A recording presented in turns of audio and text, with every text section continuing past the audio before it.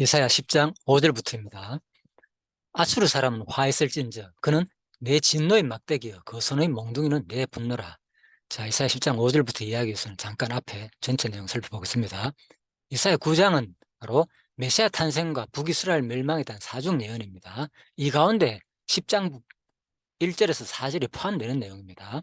바로 여호와를 거부한 북이스라엘 멸망 사중 예언이 9장에 나옵니다. 그래서 뒷부분에 나오는 가운데서 첫 번째, 여호와의 말씀을 조롱하는 북이스라엘 멸망하고 여호와를 찾지 아니하는 북이스라엘 멸망하고 또 여호와 앞에서 악행을 일삼는 북이스라엘 멸망합니다. 자, 그리고 마지막에 여호와를 거부한 북이스라엘 멸망 사중 예언 가운데서 자 10장 1에서 4절이 포함됩니다. 예, 9장 부분에. 그래서 여호와의 공의를 훼손하는 지도자들에 대한 저주와 응징으로 대표되는 북이스라엘의 멸망 예언이다. 자, 그리고 10장 부분이 이어집니다. 10장 5절부터입니다. 오늘은. 그래서 앞부분 1에서 4절은 바로 여호와를 거부한 북이스라엘 멸망의 사중 예언이 끝나고 그 다음에 10장 5절부터입니다. 여호와의 심판 도구로서의 신분을 망각한 아수르에 대한 심판 예언이다. 자, 이사야 10장은 크게 아수르에 대한 심판 예언과 유다의 남은 자에 대한 구원 예언이다. 그래서 크게는 아수르 심판이다. 주로 이걸 뭐 핵심 내용을 다루는데 그 뒷부분은 이제 남은 자에 대한 구원이다. 중간 부분입니다. 오늘은 5절에서 19절 여호와의 심판 도구로서의 신분을 망각한 아수르에 대한 심판 예언이다. 자, 그래서 5절 부분입니다.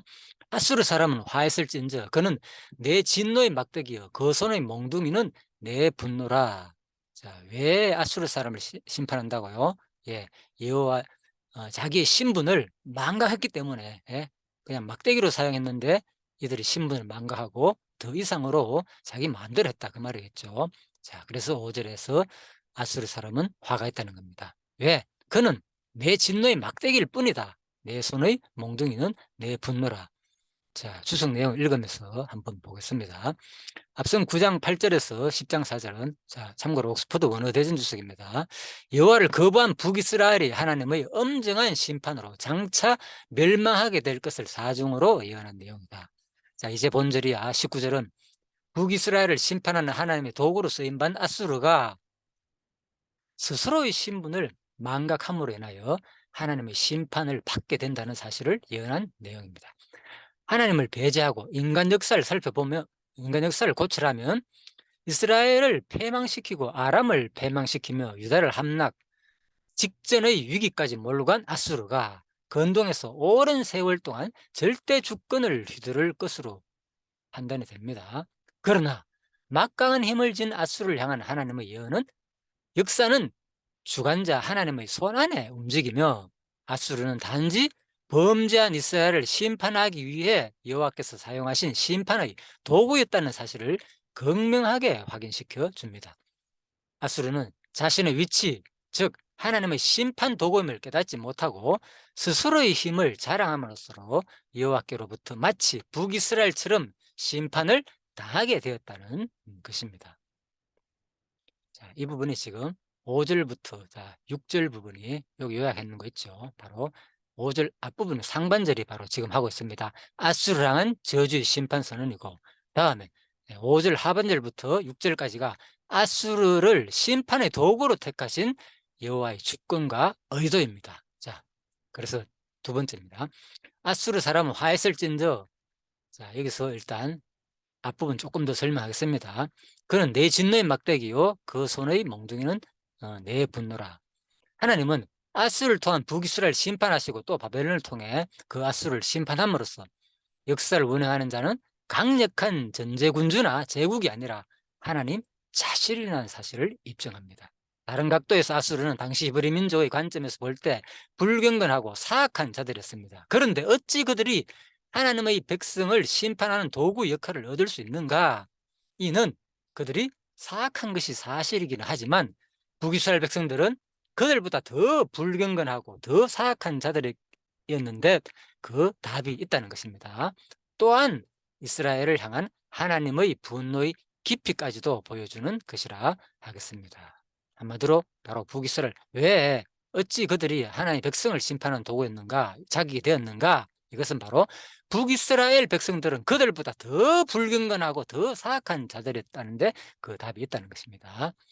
자, 한편 이러한 내용은 아수르 사람을 향하여 저주를 선언하는 내용으로 시작됩니다. 여기서 화 있을 찐지에 해당하는 호의는 본장 바로 빠졌네요. 예. 1절의 맨 앞에서도 했는데 2절에 씁니다. 화했을 찌른다는 말은. 예, 아무튼요. 그래서 쓰여 가지고 이 호의는 앞에서 쓰였습니다. 화했을 찌란 말은 1절에 1, 2절 사이 2절에 씁니다. 끝에 이스라엘의 부패한 지도자들에게 심판이 임박했음을 나타내었다. 이제 바로 그 이스라엘을 심판하기 위해 여호와께서 선택하신 아수르에 대해 동일한 단어가 사용되었다. 그들이 비록 하나님의 도구로 선택되기는 하였지만 그들도 임박한 심판을 피할 길이 없다는 사실이 예언되고 있습니다. 그들에게 화가 있는 것은 무엇보다도 그들의 자만심 때문입니다.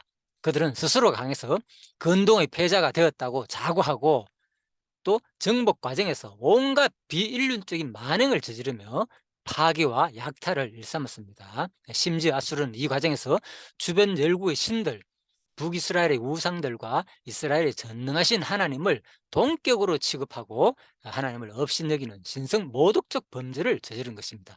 요한은 그러한 아수르의 교만을 정죄하시고 그들에 대한 심판을 선언하신 것입니다. 10절에 보면 확실히 드러나 있죠. 내 손이 이미 우상을 섬기는 나라들에 미쳤나니 그들이 조악한 신성들이 예루살렘과 사마리아의 신상들보다 뛰어났느니라. 예, 그래서 바로 하나님을 심지어는 그죠? 바로 북이스라엘 우상들과 이스라엘의 전능자이신 하나님을 동격으로 취급하고 있다는 겁니다. 열국의 이신들을 예? 내 손에 이미 우상을 섬기는 나라들에 미치나니 그들이 조악한 신상들이 예? 그래서 예루살렘과 사마리아 신상들보다 예? 그래서 예루살렘과 사마리아 하나님을 마치 그죠? 예? 똑같이 세상에 자기들이 섬기는 예? 인간적인 어떤 우상들과 같이 취급했다는 겁니다. 자, 그래서 진노의 막대기에 대해서 조금 더 살펴보겠습니다. 예, 그래서 본문이야. 이게 이제 원어 대전 주석 내용이기 때문에 원어를 중심으로 설명한 내용이기 때문에 조금 살펴보면 아마 도움이 되실 겁니다. 자, 본문 이하 절에서는 바로 아수르를 심판의 도구로 택하신 여호와의 주권과 의도를 이제 밝힙니다. 먼저 하나님은 아수르가 하나님의 진노의 막대기에 불과함을 선언합니다. 여기에서 바로 여기 나오죠. 그래서 아수르의 심판의 도구로 여호와의 주권과 의도 5절 하반절부터 6절까지죠. 여기도 빠졌네요. 여기서 내 진노에 해당하는 앞이 원형 앞은 코를 나타내는 데도 사용되는 단어이다. 그러나 많은 경우 이 단어는 코에서 뜨거운 김이 품어져 나올 정도로 감정이 격양된 모습을 묘사한 것으로 극도의 분노를 나타냅니다. 그래서 여기서도 이 단에서 여호와의 활활 타오르는 진노를 의미합니다. 그 진노의 방향은 이스라엘에게 맞춰져 있으며 그 진노를 대응하도록 선택된 자가 바로 아수르 사람들은 말입니다. 막대기에 해당되는 쇠베트는 왕권을 상징하는 또 홀이나 규를 의미하기도 합니다. 그러나 뒷문장과의 대등 관계를 고려할 때 징계하는데 사용되는 때, 매 또는 혹은 막대기라는 의미로 이해하는 것이 타당합니다. 예, 그래서 여기서 이제 몽둥이는 내 분노라 그랬을 때 이 몽둥이는 어떤 왕권을 상징하는 그런 것이 아니라 그냥 막대기라는 의미로 이해하는 것이 맞다. 예, 이 말은 분명히 같은 세베트라는 단어를 썼지만은 문맥적으로 볼 때 이것은 그러한 왕권을 상징하는 단어가 아니라 그냥 몽둥이에 불과하다. 자, 아무튼 앞서 사람은 화했을진데 그는 내 진노의 막대기다. 자, 그래서 원문의 뉘앙스를 고려하며 본문을 다시 한번 번역하면 그리고 그들의 손에 들려있는 몽둥이는 나의 경노의 표현이다가 됩니다. 그래서 여기서 그 손에 해당되는 베아담은 손을 의미하는 명사 야르에 바로 3인칭 복수 소유격 전미어와 무 안에란 뜻의 전치사 빼가 붙어 있어가지고 그들이 손안에라는 의미입니다. 또한 내 분노라에 해당되는 자음의 원형 자음은 본래 입에 거품이 있는 것을 의미하는 어원에서 유래된 단어로서 입에서 거품이 뿜어져 나올 정도의 경로를 나타냅니다. 자, 여기서는 죄에 대한 여호와의 분노가 얼마나 격렬한 것인지를 형상화한 것입니다. 이러한 하나님의 분노는 인간의 분노와 달리 죄의 속성을 전혀 가지고 있지 않는 의분이며 잘못된 것을 심판하여 의를 이루시는 것입니다. 자, 그래서 그들의 손에 달려있는 이 몽둥이, 이 나의 경노의 표현이다. 자, 그리고 또 이 분노, 분노도 바로 입의 거품, 거품을 이는 것과 같은 이 언에서 유래됐기 때문에, 그죠? 하나님이 얼마나 지금 분노가 격렬한지를 표현해 주는 단어다. 우리가 이제 그냥 이것을 내용을 읽으면 그냥 아수르 사람은 화했을진데 그는 내 진노의 막대기요 거선의 몽둥이는 내 분노라. 자, 이렇게 들었지만 좀 언어적인 내용을 살펴볼 때는 상당히, 그죠? 거품을 물는 정도로 하나의 분노가 심하다는 거죠. 자, 그렇지만은 또 하나는 바로 인간의 분노와는 다르다는 거죠. 바로 죄의 속성을 하나님은 전혀 가지고 있지 않기 때문에 또 이런 걸 가지고 오해하면 안 된다. 자, 그런 내용입니다. 6절입니다. 내가 그를 보내어 경건하지 아니한 나라를 치게 하며 내가 그에게 명령하여 나를 노하게 한 백성을 쳐서 탈취하며 노락하게 하며 또 그들을 길거리 진흙같이 짓밟게 하려 하거니와.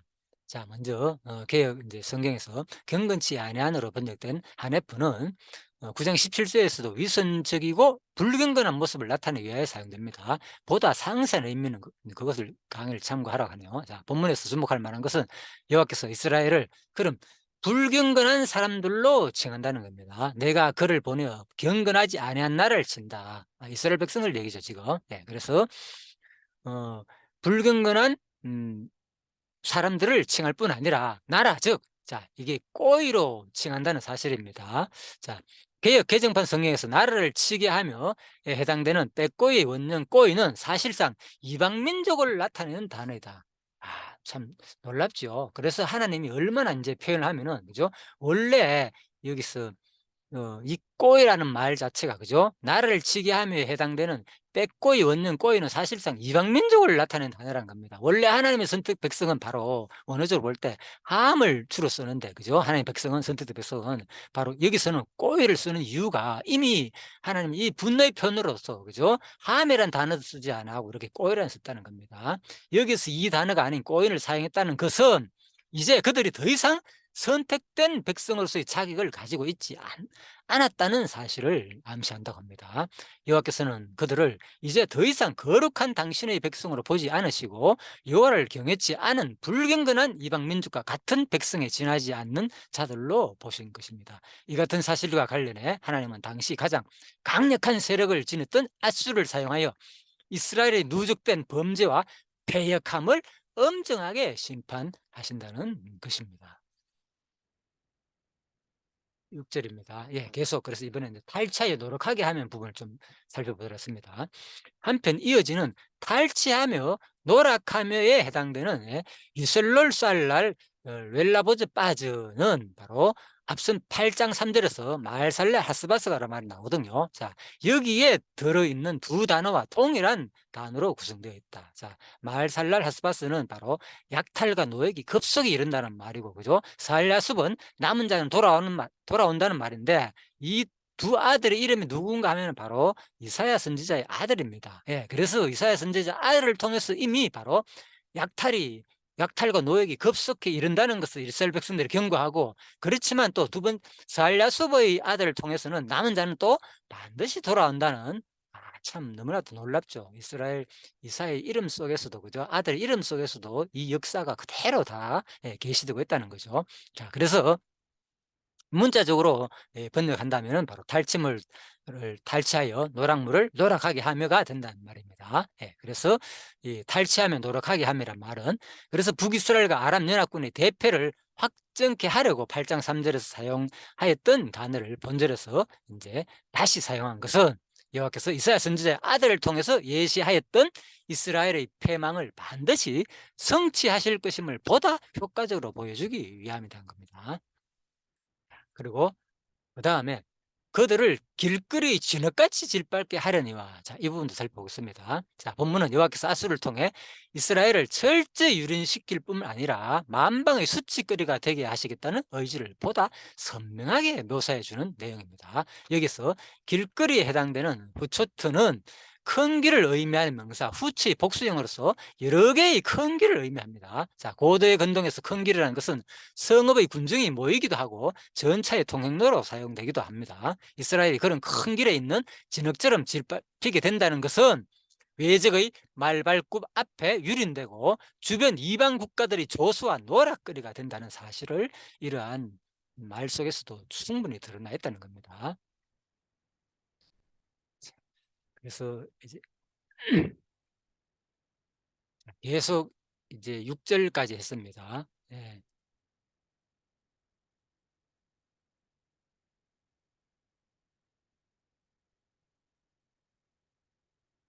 자, 뒷부분 내용이 제가 이제 내용을 다 준비를 하지 않았습니다. 원어적으로 다 하려 그랬는데 예, 원어적으로 하려면 너무 이제 시간이 많이 걸릴 것 같아가지고 일단 6절까지만 하고요. 예, 다음 시간에 뒷부분 내용을 조금 더 많이 준비해가지고 같이 하도록 하겠습니다. 자, 주일날 제가 강의할 때는 이거를 그냥 10장을 빨리 끝냈는데 지금 이 시간에는 좀 자세하게 빨리 끝내다 보니까 이 말을 내용을 사실 너무 이해하기가 좀 힘들더라고요. 이 말이 상당히 좀 어렵고 그래가지고 내가 다시 살펴보니까 안 되겠다 싶어서 차라리 주석 내용을 그대로 소개해 주는 게 낫다 싶어가지고 제가 일단 이렇게 살펴보게 된 것입니다. 일단 자 여기서 5절 6절까지 하고 다음 시간에 제가 뒷부분을 자세히 준비해 가지고 또 주석 내용을 통해서 구체적으로 또 이사야서를 살펴보도록 하겠습니다.